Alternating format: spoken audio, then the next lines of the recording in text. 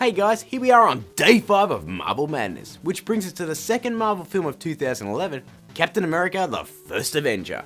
Now it's worth noting right off the bat that the man who directed this film, Joe Johnston, directed a film back in 1991 called The Rocketeer.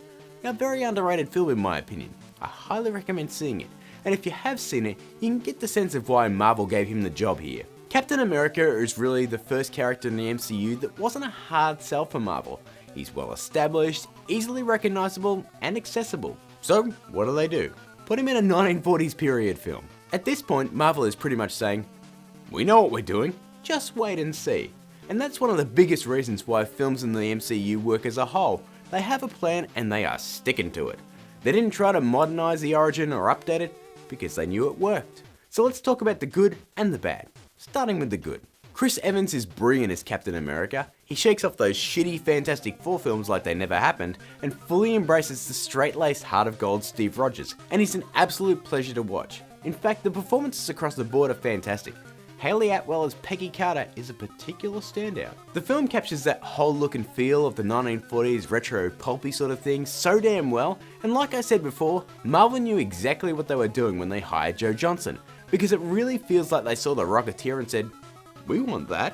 And it pays off in spades. The old-fashioned vibe is so welcome and different to any other movie in the MCU, and when you're 5 movies in, different is good. Now, onto the bad, and you probably know what it is. The bobblehead effect.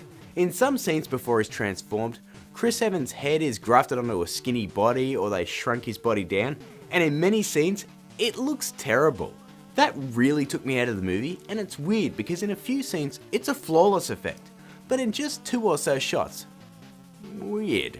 The only other thing I'll mention is that the Red Skull never really poses a direct threat to our hero. In fact, he's barely in the film, and when they do finally confront each other, Red Skull gets obliterated by the Tesseract. It's just a little anticlimactic considering how cool this villain is.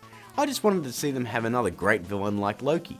Overall, Captain America the First Avenger is another great entry into the MCU and a great change of pace to the other entries. It evokes the same vibe as the Indiana Jones films, well, 3 of them, and it's good for what ails ya. I'm giving it 4 Stanleys out of 5.